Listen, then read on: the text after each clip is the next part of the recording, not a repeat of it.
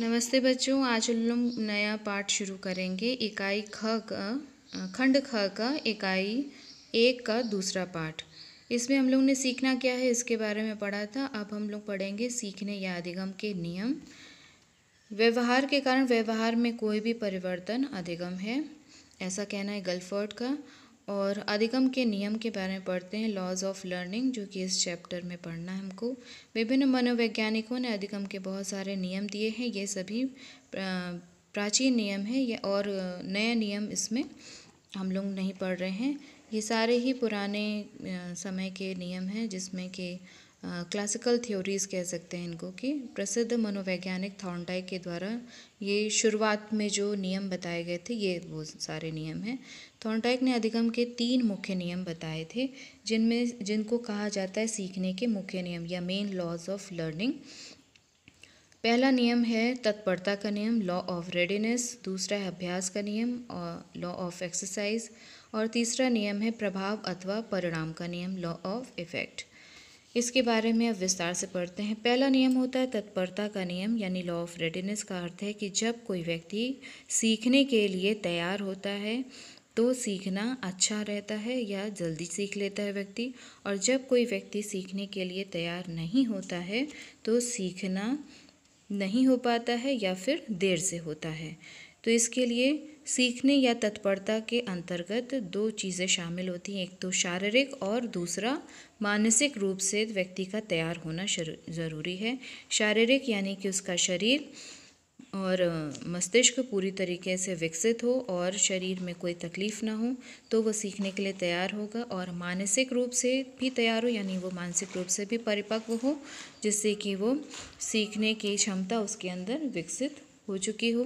जब वो शारीरिक और मानसिक रूप से सीखने के लिए तैयार होगा, उसकी रुचि होगी उस विषय में और पढ़ने का उसका मन होगा, ध्यान लगा के पढ़ेगा, तभी वो उस चीज़ को सीख सकता है।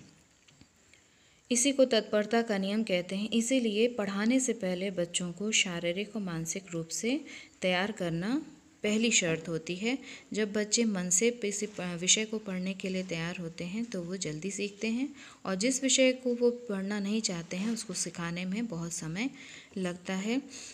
इसके लिए शारीरिक रूप से और मानसिक रूप से भी तैयार होना बालक का आवश्यक होता है। समय से पहले यानी परिपक्व होने से पहले हम बच्चे को कुछ भी सिखा नहीं सकते हैं। आपने सीढ़ी वाला प्रयोग में देखा होगा कि जुड़वा बच्चों में से एक बच्चे को सीढ़ी चलना सिखाया जाता है 1 साल पूरा होने से पहले ही, और दूसरा बच्चा 1 साल होने के बाद सीढ़ी चढ़ना सीखता है, और दोनों के सीढ़ी चढ़ने में कोई भी अंतर नहीं दिखाई देता है। जब समय आता है, जब व्यक्ति विकसित होता है, शरीर परिपक्व होता है, तभी वो उस कार्य को करने में सक्षम होता है। इसलिए सीखने के लिए शारीरिक और मानसिक रूप से बालक का तैयार होना आवश्यक है। कक्षा में भी जब शिक्षक पढ़ाते हैं तो पहले बच्चों को सीखने के लिए तैयार करते हैं। आज हम क्या सीखने वाले हैं, उद्देश्यों को बताते हैं, फिर जो हम सीखने वाले उससे संबंधित कुछ प्रश्नों को करते हैं, जिससे कि बच्चे के अंदर एक ललक जागती है और जो उसने जिस बात की जानकारी उसको नहीं है उसको जानने की आवश्यकता उसके अंदर जन्म लेती है, जिससे कि वो सीखने के लिए तैयार होता है। हम वही चीज़ लेना चाहते हैं जो हमारे पास नहीं है, तो इसी तरीके से जो जानकारी बालक के पास नहीं होती है उसको जानने की इच्छा उसके अंदर जागृत करना ही उसको तैयार करना है। जब वो उसके अंदर इच्छा जाग जाती है सीखने की, जानने की, तभी वो तैयार होता है या तत्पर होता है सीखने के लिए। तो थॉर्नडाइक का कहना है कि जब बच्चा मन से किसी कार्य को करने के लिए तैयार या सीखने के लिए तैयार होता है तभी वह सीखता है, और उसके लिए उसका शारीरिक और मानसिक रूप से परिपक्व होना भी आवश्यक है। दूसरा है अभ्यास का नियम। जब हम कोई कार्य सीख लेते हैं तो बार बार उसको दोहराने से वो मजबूत हो जाता है और उसे हम अच्छे से सीख लेते हैं। जिस प्रक्रिया को बार बार दोहराया जाता है उसको अनेक बार आवृत्ति की जाती है, पुनरावृत्ति करते हैं, बार बार दोहराते हैं, बार बार अभ्यास करते हैं, उस कार्य को हम सीख लेते हैं। और जिस काम को हम नहीं करते हैं या बार बार दोहराते नहीं हैं, जिस बात का हम अभ्यास नहीं करते हैं, उसको हम भूल जाते हैं।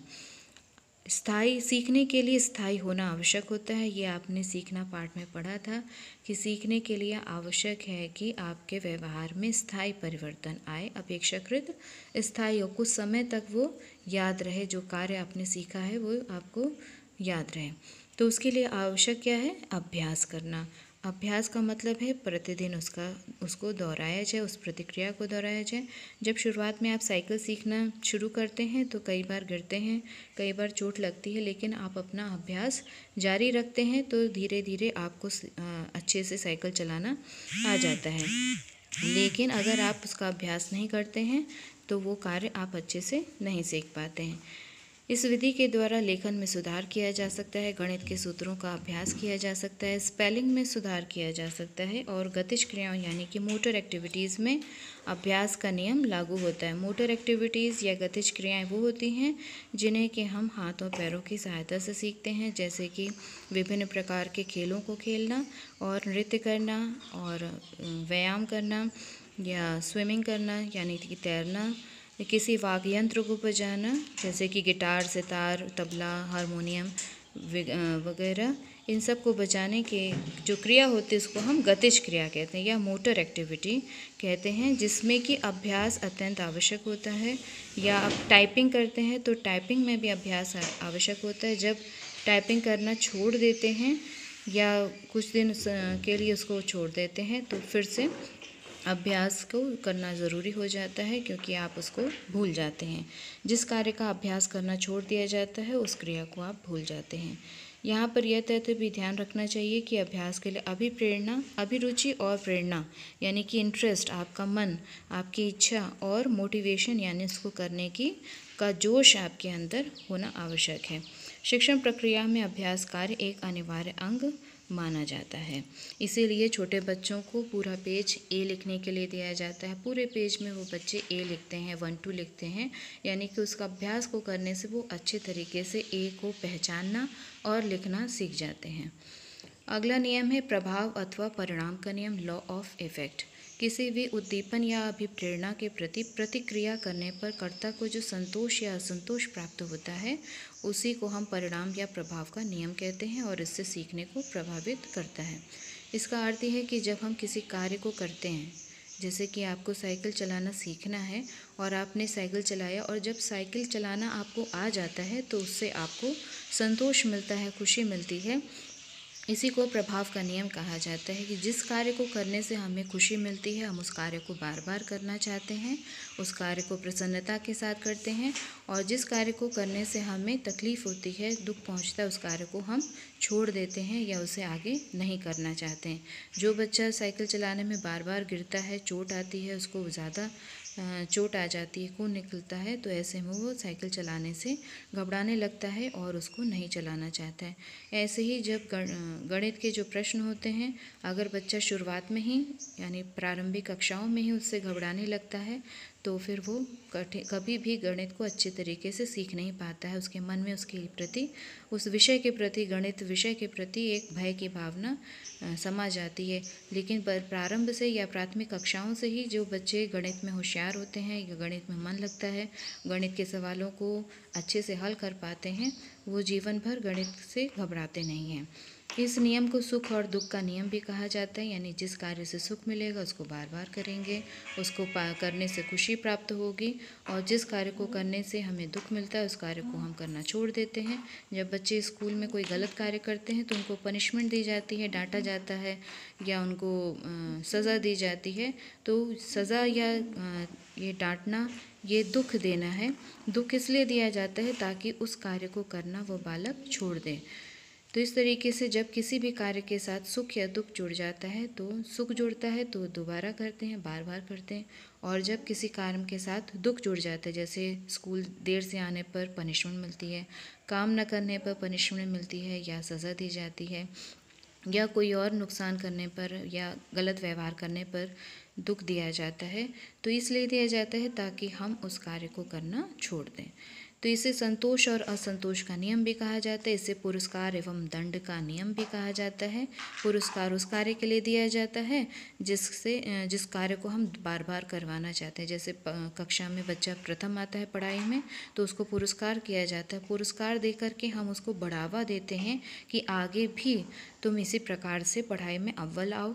और दंड उस बालक को दिया जाता है जो फेल हो जाता है या गलत कार्य करता है, मारपीट करता है, गाली गलौज करता है, चोरी करता है या कोई काम करके नहीं लाता है। तो दंड इसलिए दिया जाता है ताकि वो उस गलत कार्य को करना छोड़ दे, अगली बार वो इस प्रकार का कोई भी कार्य ना करे। इस नियम का समर्थन मनोवैज्ञानिक मॉर्गन ने किया है।